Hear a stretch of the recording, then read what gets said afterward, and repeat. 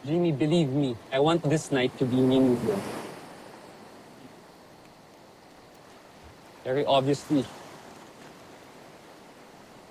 sira ko na. I'm sorry. Pasensya na.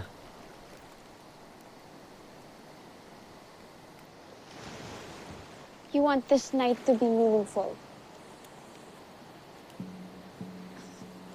Mark, ano ba to? Ano bang ginagawa natin? Bakit ginagawa mo para sa akin to?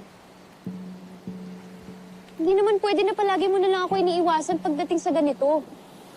Kailangan natin i-define kung bakit, what this is. We have to define what this is. Hindi naman pwede na palagi na lang ako ng kukula, palagi na lang ako nalilito.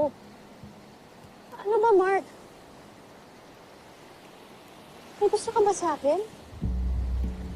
Hindi pa ba obvious, Jimmy? Hindi pa ba obvious na gusto kita? Kaya wala naman ako ina-expect na sagot, okay? Gusto ko lang makita mo, gusto ko lang malaman mo kung ano yung totoong ako.